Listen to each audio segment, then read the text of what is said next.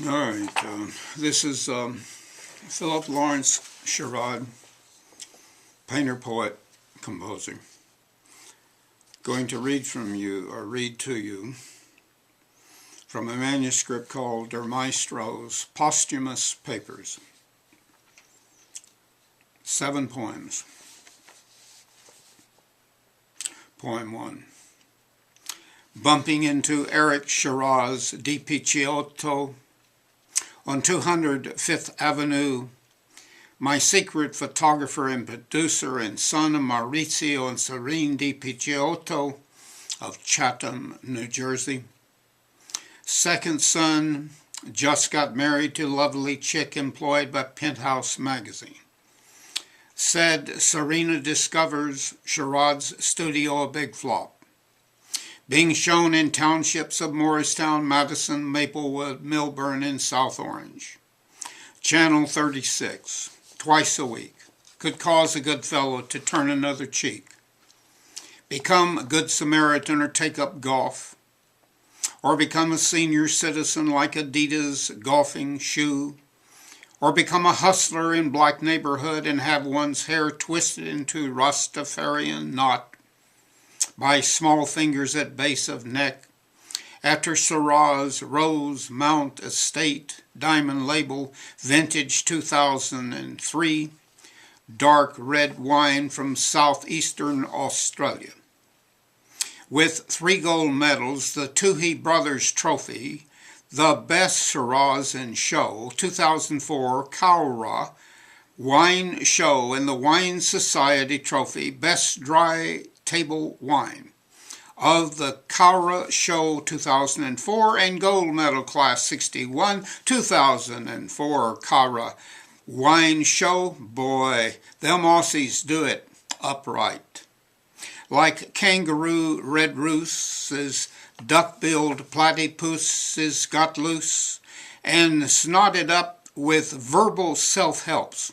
I don't know what's wrong with me. I just got to suck it and sing karaoke like bad girl outbacker slang.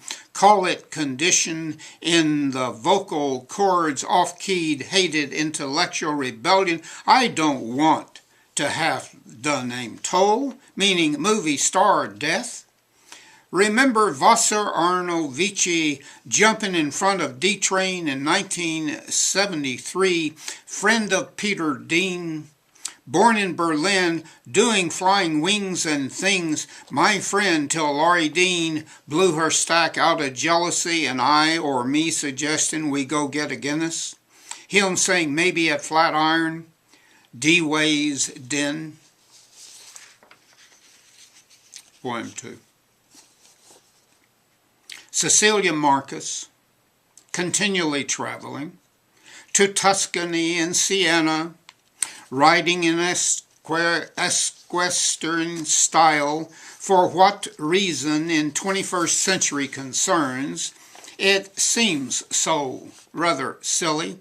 Her sitting in her continuous photos like stiff prick, not about to bend over legal issues, always contesting gravity and fantasy, Aquarian reality. Someone should tell her. Lawyers are assholes. And this reminds her of a joke, her telling me. Man goes into bar and shouts, "Set 'em up. I'll buy everyone free drinks." And I say, all lawyers are assholes. Drunken man in corner, barely able to stand, leaving beer mug, staggers up bleary-eyed and flubbers out, "I resent that statement." First man says, "Are you a lawyer?" Second man says, "No, I'm an asshole."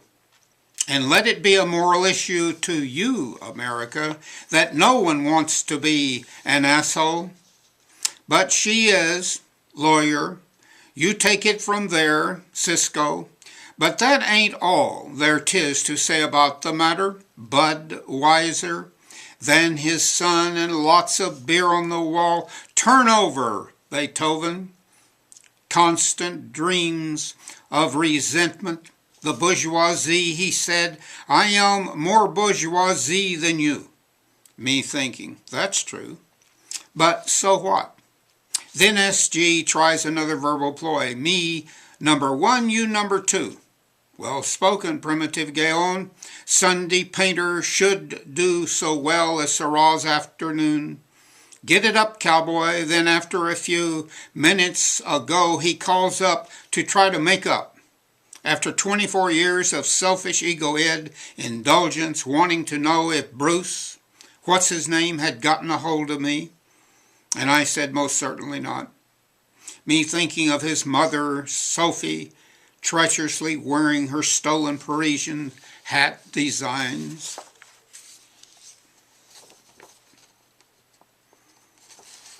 Poem 3. Cindy, the equestrian horse-faced rider, sits most properly atop her favorite nag. Hand held any other day, given to not turning most perfectly without horse sense, or common denominator considered in command, a way of wanting the ultimate plan to sustain itself without indicating any other consciousness, controlling space between oneself and any other future rider. What a lot of horse shit. Heads held high, two creatures lost in style, sometimes side-saddling the truth. Fate and brevity at best, levity in total oblivion to what makes proper habit tick. Was it the sugar-coated fate, or hand-held given in seduction, or merely life-giving, hay-seated futility, and alas, on one's ass, bone-driven and famous, but what's the use? As rider is sequestered to repeating academic learning without center ring or applause, something like social mental clause, or super mental cause, doubting the horseman, female feminist cultured horseshoed efforts like who gives an English class rules of Hoyle blown up in America because this liberation equals French Bastille's Day. It's like Joan of Arc leading the people on horseback with that god-awful, socially ugly Statue of Liberty, but not as bad artistically as Two Towers, World Trades, symbolizing human destruction brought down 16 minutes apart by colossal thunderbirds looking like ghost riders in the sky. Giddy up, giddy up. Arabs riding Arabic stallions and assaulting the mother's land, or Mongols riding roughshod over us, leaning down with ancient cuirass, cutting cigarettes into with saber blades, old world cuirasses, cures with new world streptosaurus. Hang it, we asked for it. Genesis to Job.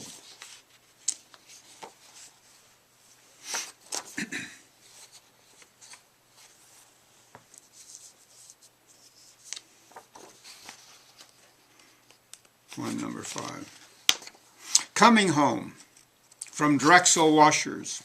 Number 3, number 4, totaling a number 7 wash. Plus my berth, number 12, equaling number 19, is the sun, then 19 feet from door front, picking up string, tied and hangman's knot. Knowing 1 year ago, February, the UFLO union had been boycotting non-union workers, and knowing Jimmy Hoffa's body still hasn't been found, leaves one uneasy. Hearing my Bell South system with words from Miguel Fernandez, Lima, Peru photographer, thinks my poem is great, with spittle stringing in the wind, has nothing to do with me. At our hangout at the Bagel House, to maybe have a cup of coffee and jaw the particulars about Jamie Toll, like divorce at death's gate, his Dutch skank ex-wife Esther, what's her name, her last name, and having left him for life And who knows for what Outbacker karaoke singer or landlord or Montreal, Canada going for glandular erection? And what's up attitude? Who's your mama? Leaves one feeling queasy. And seeing all women non-trustingly sleazy. Miguel and I are leery, if not to say in ultimate query, about what a month the stripper had from state of Ohio Christine Woods, off-Broadway failure, repeating Black Dahlia's success of Botticelli neck, rite of spring dismemberment, culprit Latin leaving fingerprint in blood, in hallway, leads one to summer belief that all artists are lonely, rehashing our wasted souls from Mayan, Incan, Aztec, Peruvian to Gringoed Hill or TV Council Phil and little blonde smiling red coat black leggings handing out hors d'oeuvres, voice in back yelling out, "When in Puerto Rico, get some chocho." And I took 14 quarters to do the wash and 3/4 to do drying and the poetical rinse process.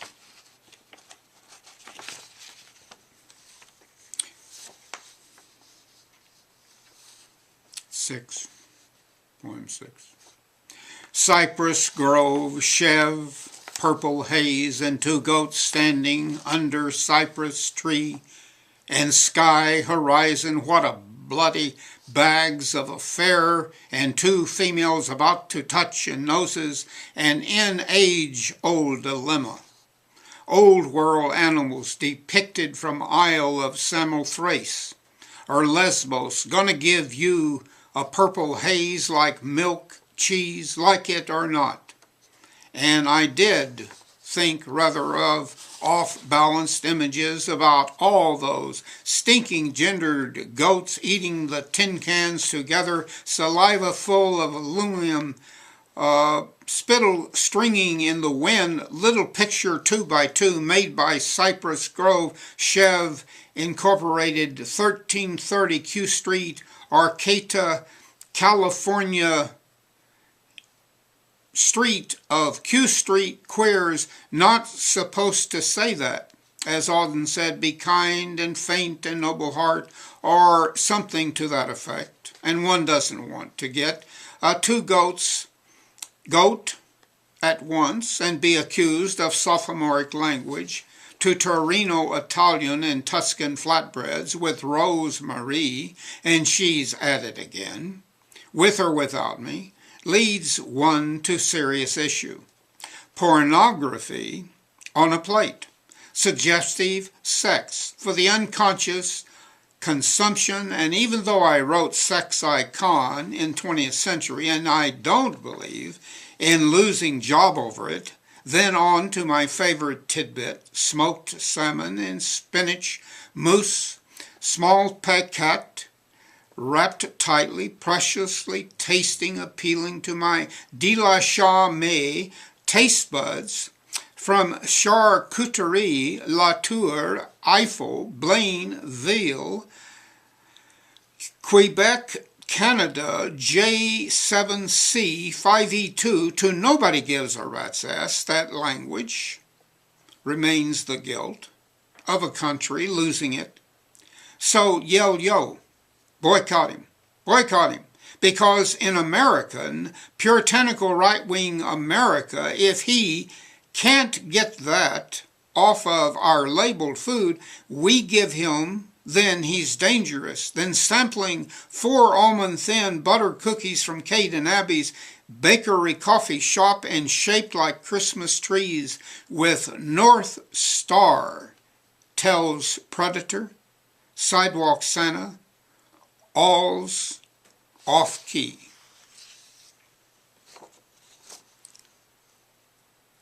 Next poem.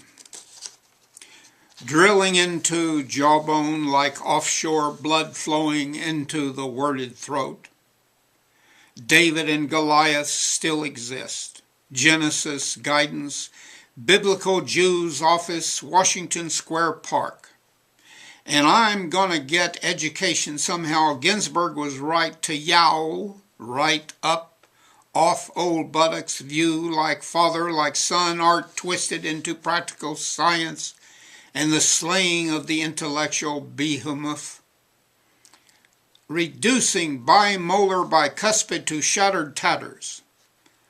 Who invited the Bangladesh Shaleen, treating me most dog-worthy, tucking in my beard as Santa Claus, wrapping me up like King Tut, or encasing me into styrofoam sheets like giant hippopotamus? See Job 40:15. Who asked you to comment? Most likely your giant mamacita, her lavishing praises of love on your curvilinear gut. These are not anti-Semitic remarks, but accurate Mercury delineations and observations of amore, spoken by some bigoted Italian and twice your senior. Damn uno goats formaggio, tutti bene, prego, addio, Monsignor Chalet, and moral indignation is to be reckoned with, like wrestling the creative dragon. All 'tis not lost. At least I hope so. Imagination 'tis also a delight for those given foresight, foreskin also. God help the merry people going on sequestered cruises, seen one country, seen more than one wants to know. Fire burning. The chosen children, and I do mean children, playing with matches. What if she had allowed the broken crown, most certainly with thorns removed, one an X-ray denture, no problem. With local fisticuffs, David appearing as me, surrounded by Philistines, slaying the god-awful giant with not one broken pin, call it rotten implant, breaking down, moraled in the jawbone, jawing deliriously, words petrified as stones. Poem number 7. Der Mae Stro'S posthumous papers ain't no lightweight documents, as terrifying as syphilis and spirochetes, in the creative disease process of eating up the brain, making this 80-year-old woman a 13-year-old nymphomaniac, says who? Dr. Phil from Oklahoma.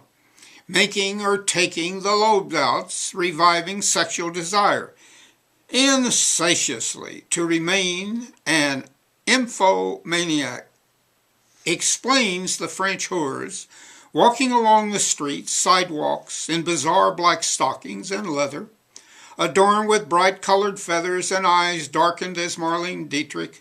In 1981, strange birds with constant songs and bodies lined up against utriloed buildings with that half-mark of green and red plastered in dream with off-colored whites, just like jaded abstinence, green wormwood, alcoholic liquor, but nerves deteriorating deus, missus amateur, Latin for what ails you, do-gooders, me more worried about getting back along the Seine to my German-American bedrow, having seen earlier works at Grand Palais, struck most by Cézanne's clutch period, where a man's a man. Sherry having left me in Livorno, Italy, by throwing $2,000 in air, restaurant Italians running out picking up the blowing bills out to Riviera Sia and not giving anything back. Me on to Venice. Venezia. What good were my Italian lessons at American Academy of Rome if I continue to esplore Americano? Silencia, fool. But back to New York. Lady of cold glass and steel, years later World Trade Towers down and in reconstruction, new bylaws. Listening to, as dumb as Mayor Blumberg Set on purpose, wanting to be outlawed by Mr. Softy Music, a necessary foundation for little guys and gals molested by sound as innocence and infantile music box inclinations, and no free ticket to visit MJ, BM, with comforting Lorraine driving bus to Neverland.